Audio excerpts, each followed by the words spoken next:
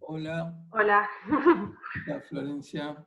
Bien. Bueno, entonces, les leo, para los que lo pueden seguir con el Roederer, bien, los que no lo pueden seguir, síganlo en otro momento, o búsquenlo en otro momento. ¿Qué Acá, página? 99.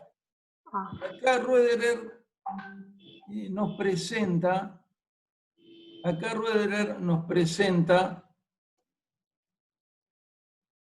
la relación entre, digamos, unidades musicales y valores de intensidad, asumiendo, como dijimos antes, que intensidad es igual a potencia sobre metro cuadrado, es decir, watts o vatios sobre metro cuadrado. Entonces, en la columna de la intensidad tenemos el umbral. El umbral es, como dijimos antes, una billonésima parte de un watt sobre metro cuadrado, es decir, 10 a la menos 12. Es 1 dividido, un 1 seguido de 12 ceros. Ese es el umbral de audición. Y después, progresivamente, al ir sacando ceros, desde 10 a la menos 9, vamos sacando ceros, porque dice 10 a la menos 12 es el umbral de audición. Y después dice 10 a la menos 9, 3P. 10 a la menos 8, 2P, le saca un 0. 10 a la menos 7, otro 0 le saca. 10 a la menos 6, otro 0. 10 a la menos 5 es forte. 10 a la menos 4 fortísimo. 10 a la menos 3 es forte, fortísimo. Y 1 es el umbral de dolor. Entonces lo que dice Roederer, que es que la relación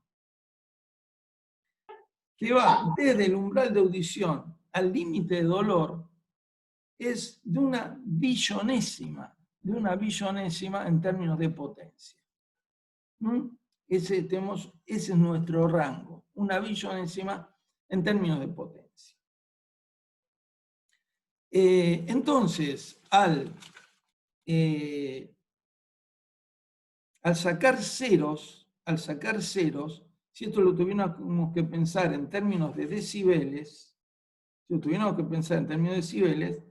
que pensar que vamos sumando de a 10. Demos por supuesto ahora, hipotéticamente, lo estoy haciendo ojímetro, que 10 a la menos 9 equivalga a 10 decibeles. O a 30 decibeles. 10 a la menos 8 sería 40 decibeles. 10 a la menos 7 sería 50. 10 a la menos 6, 60. 10 a la menos 5, 70. 10 a la menos 4, 80. 10 a la menos 3, 90. Y por lo tanto el umbral de dolor estaría en unos 120 decibeles. Es un poquito ojímetro, sería eso. Entonces, se entiende que cada nuevo cero que se pierde en términos del divisor de un watt sobre metro cuadrado, cada cero que se pierde son 10 decibeles que aumentan nuestra sensación de sonoridad. Dicho esto, vamos, esto es un apunte que yo escribí y que digamos que no es exactamente Roederer, pero está basado en gran parte en Roederer. Yo se los mandé, no sé si se lee bien, por eso fue una foto, no sé si se lee bien, en todo caso voy a intentar escanearlo. Y el apunte dice así, sobre la intensidad sonora. Yo se los mandé, les mandé la foto, son 2 páginas, así que por ahí lo pueden seguir. Sí, en la foto, profe, solamente falta una partecita de como que está cortada, se ve, pero falta solamente una partecita como del final de las frases. En la foto, a ver. En la foto que mandó al WhatsApp, digo. Déjame ver, pues foto, déjame ver.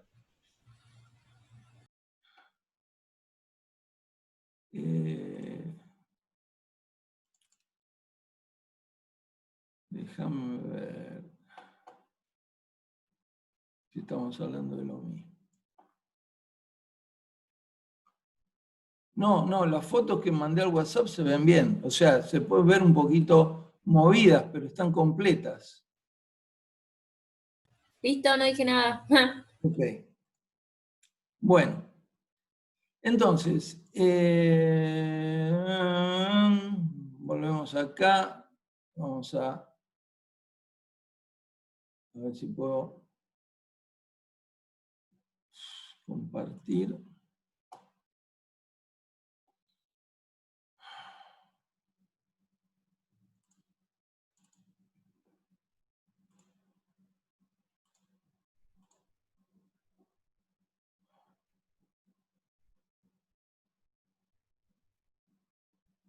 No. Espera un segundo.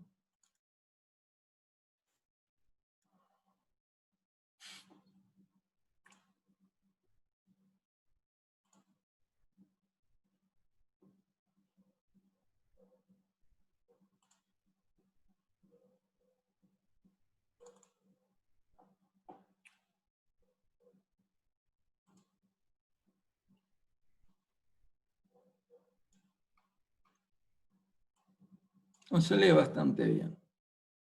¿Esto lo están leyendo o no, no? No, así que vamos a compartirlo. Bueno, ahí va. Se lee bastante bien. Bueno, por lo menos en la pantalla de la computadora mía se lee bien. Dice, hablamos de intensidad de sonido como sensación. Cuando decimos que un sonido es más fuerte que otro. Depende, aunque no solamente, de la amplitud del movimiento vibratorio que origina el sonido y que es transmitido al medio para luego alcanzar el tímpano. Sin embargo, muchas de las palabras que empleamos habitualmente cuando nos referimos a la fuerza de un sonido, como volumen, intensidad, sonoridad, solemos entenderlas muy vagamente y solo a nivel intuitivo o coloquial, ¿no? Diríamos también, por lo que se requerirá definirlas con más precisión. Y cuando dice que depende no solamente de la amplitud del movimiento vibratorio que origina el sonido que es transmitido al medio para luego alcanzar el tímpano, lo que estamos haciendo referencia es a lo que yo decía antes, que es que nosotros tenemos diferentes sensaciones de sonoridad, es decir, de fuerte débil, en relación a diferentes frecuencias. Sabemos que para deformar, mover, sostener un objeto dado es necesaria cierta fuerza. Acá el concepto fuerza en todo lo que sigue es esencial. Vamos a hablar de la fuerza.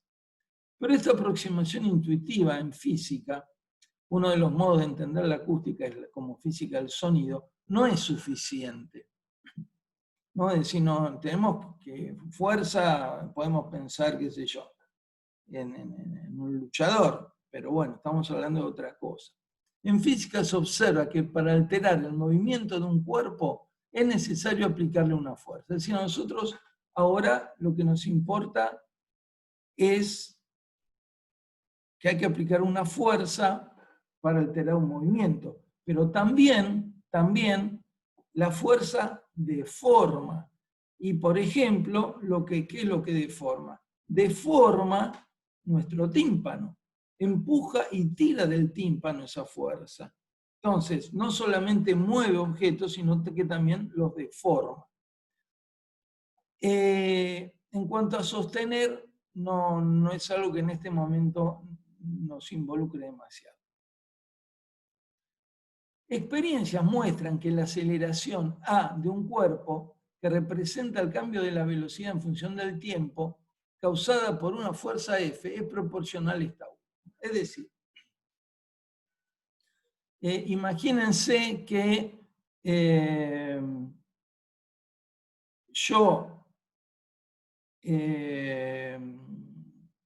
¿qué es la aceleración? Empecemos, ¿qué es importante, ¿no? Porque uno sabe de la física del secundario que aceleración es, digamos, es metros sobre segundo cuadrado. Y uno dice segundo cuadrado, y dice, ¿qué es esto de segundo cuadrado? ¿Por qué segundo cuadrado? Porque la aceleración nos habla de cuánto aumenta la velocidad por segundo. Es decir, en función del tiempo, que decir por segundo. No hay una velocidad constante, voy a 100 kilómetros por hora. Por ejemplo, un auto, cuando se le pone en verde el semáforo, empieza a estar en un tiempo muerto, a aumentar su velocidad a medida que pasa el tiempo. Digamos, en 10 segundos, en 20 segundos, aumentará tanto tiempo su velocidad. Y eso es lo que se llama aceleración. Por eso por metro cuadrado. Ahora, para que se produzca esta aceleración, tiene que haber una fuerza, un incremento de la fuerza. Un incremento de la fuerza. Y ese incremento de la fuerza se expresa de la siguiente manera. Dice que la fuerza es igual a la masa por la aceleración. Lo cual quiere decir que es una relación directa entre fuerza y aceleración. Yo duplico la fuerza, duplico la aceleración. Decuplico la fuerza, decuplico la aceleración. Decuplicar la aceleración implica que se decuplicó la fuerza. Y la masa es una constante de proporcionalidad, es decir, puede ser reemplazada perfectamente por el número 1 en esta ecuación. Representa su inercia o resistencia a cambiar su estado de movimiento. Dice también en el artículo que varias fuerzas pueden actuar sobre un objeto y la aceleración resultante será la suma vectorial de todas las fuerzas. Es decir, suma vectorial en este caso hace referencia a al sentido, ¿no?, que tienen todas estas fuerzas y sus direcciones. Si el resultado de dicha suma es 0, es decir, el de las fuerzas, se dice que están en equilibrio. Y acá venimos a la primera unidad que es importante. Para cuantificar la fuerza se emplea la unidad Newton, es decir, para cuantificar la fuerza, es decir, ¿cuánta fuerza tengo? Así como para cuantificar la distancia yo tengo la unidad metro o kilómetro, para cuantificar la fuerza tengo la unidad Newton, que me dice de cuánta fuerza se trata. Un Newton es la fuerza necesaria para acelerar un cuerpo de 1 kilogramo a razón de 1 metro por segundo. Es decir, que si yo tengo una masa de 1 kilogramo y acelero, en vez de acelerar a 1 metro por segundo, acelero a 2 metros sobre segundo cuadrado, voy a tener 2 newtons. Si acelero a 3 metros sobre segundo cuadrado, voy a tener 3 newtons y así sucesivamente. Ahora, el newton en sí mismo no nos interesa. Nos interesa en la medida en que nosotros vamos a aplicar esa fuerza a nuestro tímpano. Cuando consideramos la fuerza que el aire ejerce uniformemente sobre una superficie, aquí Roederer habla de la ventanilla de un avión, hablamos de presión de aire. O sea, la fuerza que el aire ejerce podría ser el aire o podría ser el agua en un batiscafo. La relación agua-aire dentro y afuera del batiscafo, o adentro del batiscafo. Pero bueno, hablamos, en principio, lo más habitual es tener en esa superficie una presión de aire, ¿no? En el caso de la ventanilla y además el caso de nuestro tímpano. Se la define como lo que importa tanto en el aire como en el agua, que son elementos que pueden ejercer presiones uniformes, a diferencia de los sólidos. Un gas o un líquido pueden ejercer presiones uniformes. Se la define a la presión como la razón, es decir, la división entre la fuerza, y que es la que es dividida, y la superficie que separa el aire del vacío, que es la que divide. Es decir, presión es igual a fuerza dividido superficie. Nuevamente, si aumenta la superficie, se aumenta y sin modificarse la fuerza, la presión disminuye. Si disminuye la superficie sin modificarse la fuerza, la presión aumenta. Si en lugar de vacío tenemos una presión diferente, P' del otro lado de la superficie, se obtendrá la siguiente relación. Esto es exactamente lo mismo, es decir, fuerza, la superficie pasó del otro lado multiplicando a la presión. Entonces ahora la superficie multiplica la presión en esta otra ecuación, que es equivalente con esta, y que simplemente lo que nos muestra es que cuando hay presiones que no son igual a cero de los dos lados de la superficie en cuestión,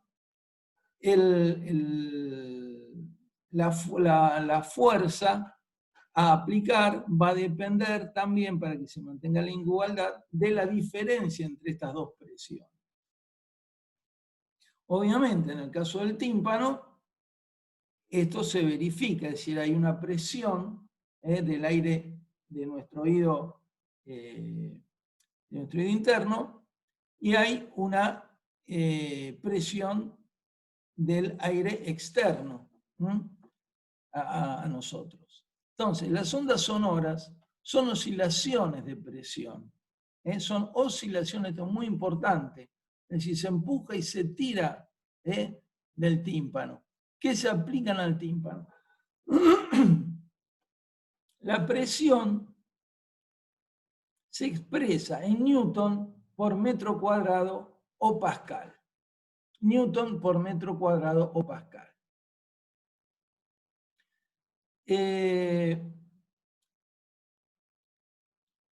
Entonces,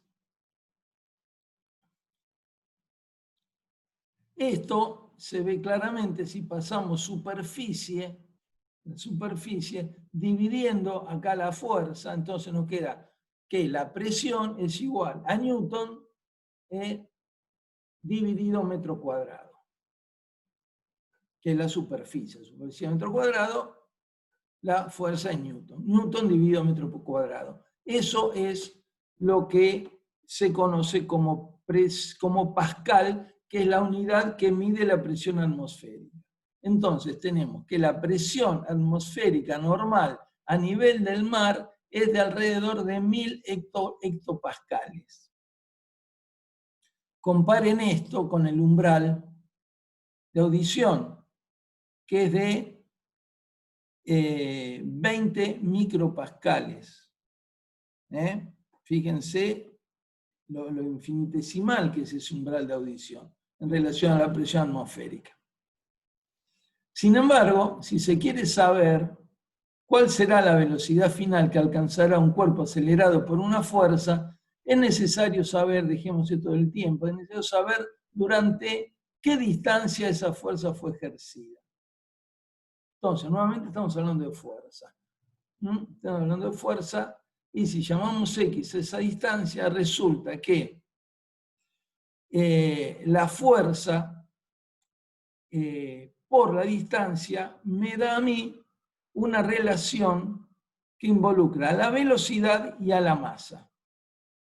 Es decir, fuerza por distancia me implica a mí, eso determina la velocidad final. La cantidad de tiempo o la distancia durante la cual fue aplicada una fuerza determina la velocidad final. Voy a compartir ahora otra cosa, así que esto lo saco.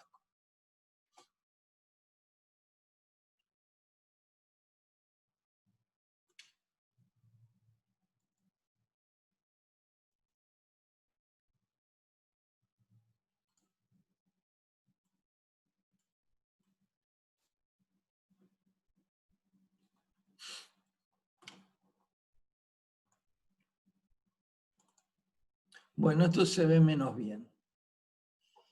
Esto voy a tratar de mandarles otra. Voy a ver si lo puedo. A ver. Bueno, ahí está un poco mejor. Entonces, el producto F por X se llama trabajo. La fuerza ejercida durante una determinada distancia se llama trabajo. Y la mitad de la masa por la velocidad al cuadrado se llama energía cinética, es decir, energía en movimiento. Tanto el trabajo como la energía cinética se expresan en Newton por metro. Newton por metro, es decir, en realidad Newton dividido metro, se llama Joule. Esa unidad se llama Joule. Entonces ya tenemos Newton, Pascal y Joule. Un cuerpo de 1 kilogramo moviéndose a una velocidad de 1 metro por segundo tiene una energía cinética de 0,5 joules. ¿Qué es lo que está expresando esto? Si yo acá tengo 1 por 1 al cuadrado, multiplicado por 1/2 me da 0,5 y 0,5 joules, porque F por X acabamos de ver que es trabajo y que el trabajo se expresa en joules. Podemos decir que la energía cinética es energía de movimiento, pero esta no es la única forma de energía. También existe la energía potencial, a la que podemos pensar como energía de posición de un cuerpo. La suma de la energía cinética más la energía potencial de un cuerpo equivale a su energía mecánica total.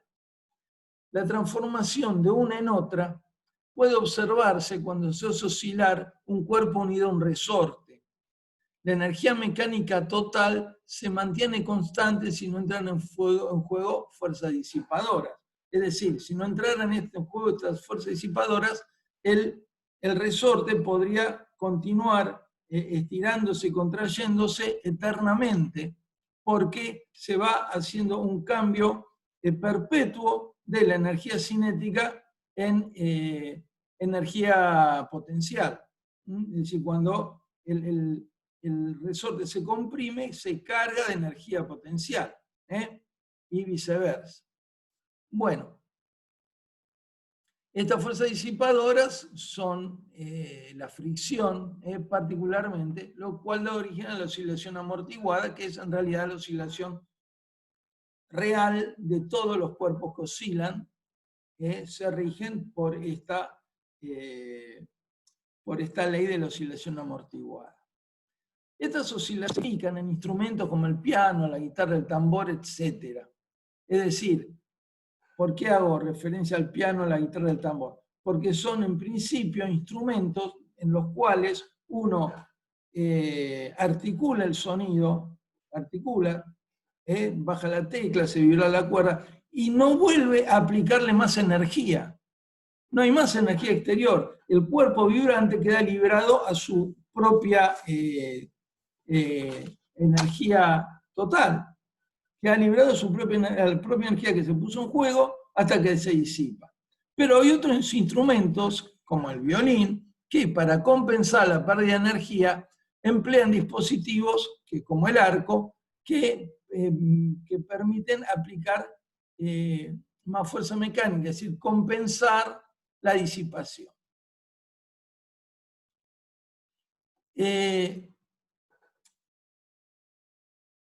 Las máquinas entregan energía con una cierta rapidez. La rapidez con que se entrega energía, o los seres humanos, se llama potencia. Es decir, es la cantidad de trabajo que se entrega en un tiempo determinado.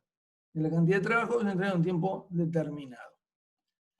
Y la potencia se mide en vatios. De esta manera cerramos el círculo con los vatios con los cuales que tomamos al comienzo cuando empezamos a hablar de los decibeles. Entonces, dice, la potencia acústica relacionada con la frecuencia de un sonido dado es lo que determina nuestra sensación fuerte o débil de un sonido. este es básicamente uno de los principales conclusiones que ustedes tienen que asimilar. Una de las principales conclusiones que tienen que asimilar. Bien, ahora vamos a ver otra ilustración.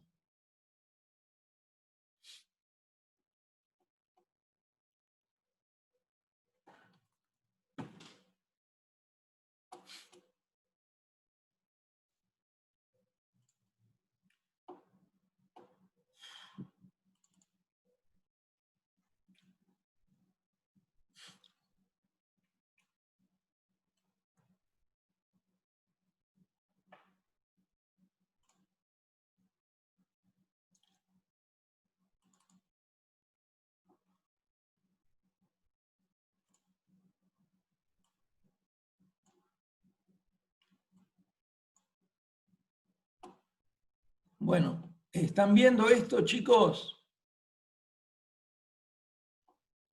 Sí, Sí. Sí, Ok, gracias. Bueno, estas curvas son las llamadas curvas de Fletcher-Munson y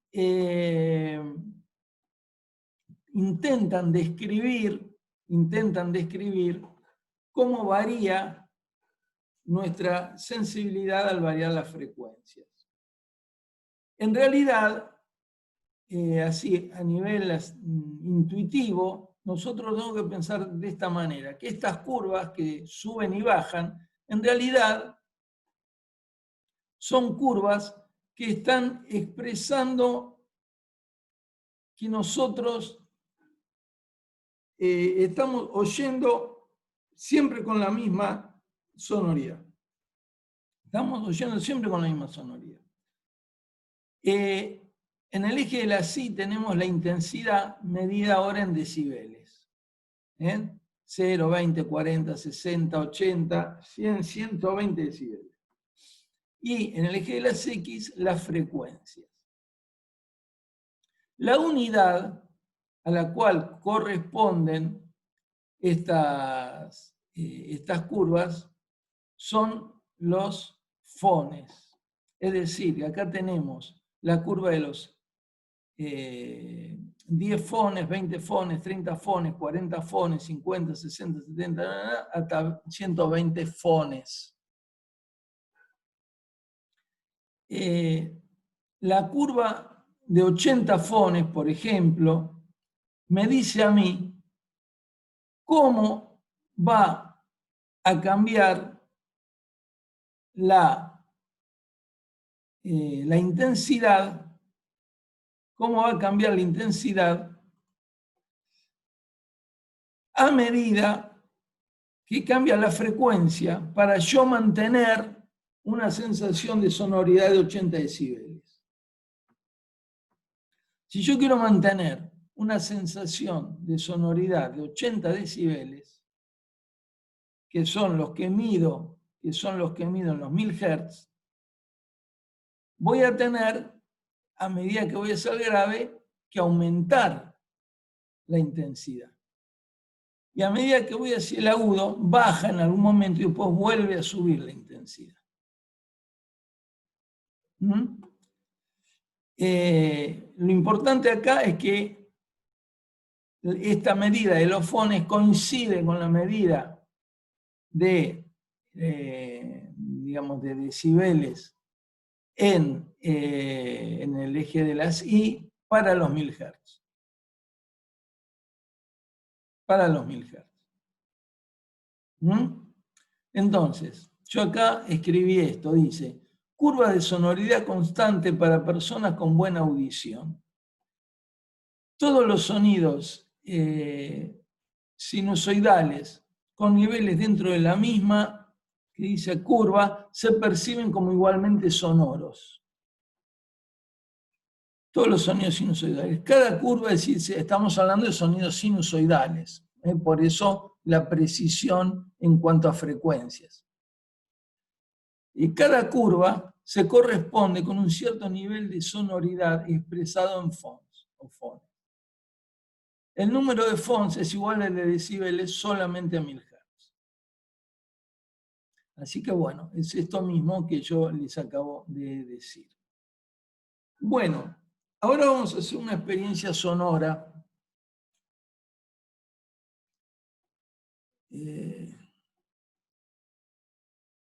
Ahora vamos a hacer una experiencia sonora. A ver.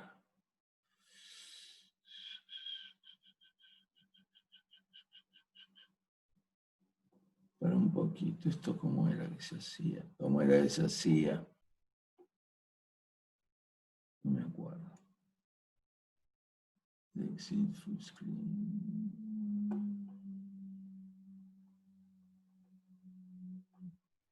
Acá, a ver. No, acá.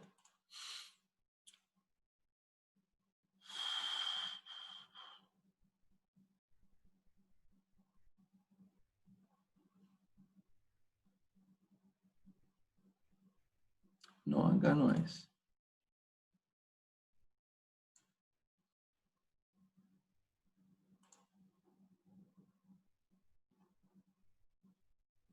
No estoy encontrando cómo compartir el audio.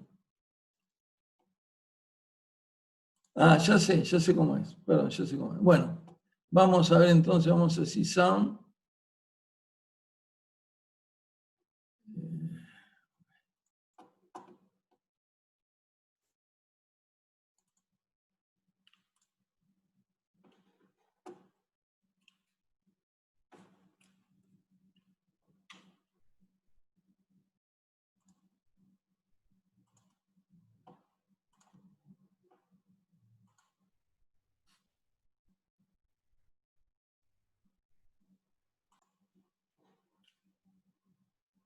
Ok. Entonces,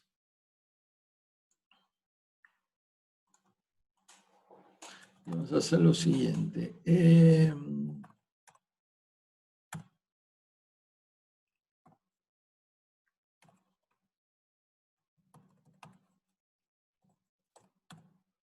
Vamos a poner, no sé, 20.000.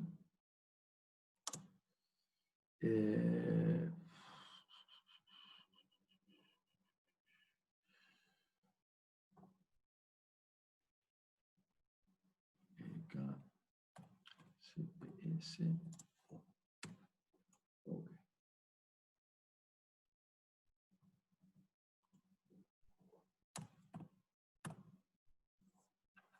Igual a. No, acá CPS es. Insect. Sí.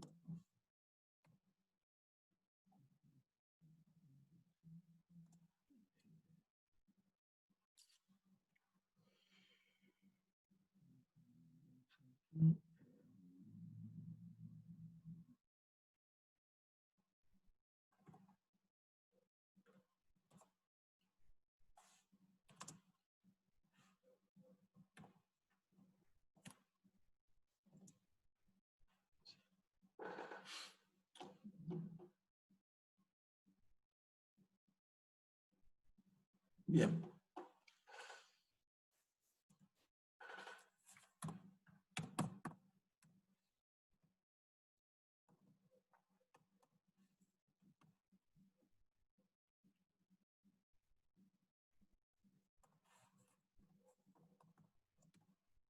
¿Están viendo, chicos, la pantalla de C-Sound? Sí. Bueno, Sí. entonces, les muestro esto. Esto, KCPS, es un envolvente. Este envolvente va a hacer que el sonido vaya, la frecuencia en este caso, porque es KCPS, yo al ponerlo como segundo argumento del oscilador, el segundo argumento del oscilador es la frecuencia. Entonces, este envolvente, ¿qué me está diciendo? Que la frecuencia va a ir de 0 a P3 en la mitad del tiempo a 44.100 Hz. Y después, en la mitad del tiempo, va a volver a 0. Ahora, ¿qué pasa? Pasan dos cosas. En primer lugar, nuestro límite de audición, muy hipotéticamente, debería ser de 20.000 Hz en cuanto a lo más agudo. En la realidad está en los 14, 15, tal vez 16.000. Esa es una de las cosas que van a pasar. Es decir, que nosotros no vamos a llegar a escuchar tan agudo. Pero va a pasar otra cosa. En términos por la naturaleza del audio digital, cuando se llegue a la mitad de esto, es decir, a los 22.050 Hz, la frecuencia va a ir para atrás. Es decir, no va a llegar a 44.100, sino que queriendo aumentar a 44.100, en realidad va a disminuir hasta volver a cero. Es decir, esto está mal. Por lo tanto, esto está mal, esto está mal. Puede fallar. Y todo lo demás. Es decir, va a querer llegar a 44.100, pero cuando llegó a 22.050, empieza a disminuir y va a volver a cero. Esto es por la naturaleza audiodigital, que quizás más adelante en la materia expliquemos algo, quizás no, porque es bastante complicado de imaginar esto, pero es así como funciona. Entonces, vamos a hacer esto. Creo mi sinusoide.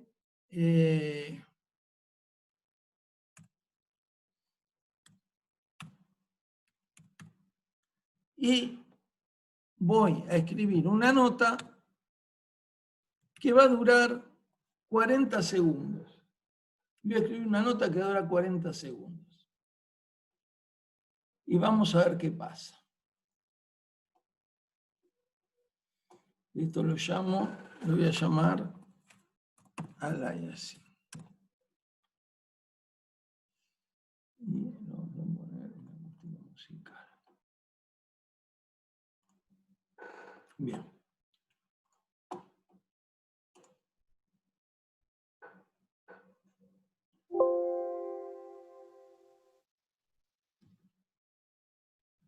Vean, ¿están viendo la pantalla esta emergente? Es decir, con las flechitas, ¿están viendo la ventana emergente con las flechitas? Sí, sí. Sí. Sí, bueno. O sea que están viendo el reloj. Entonces, Profe, a este reloj presten atención para chequear a qué segundo dejan de oír.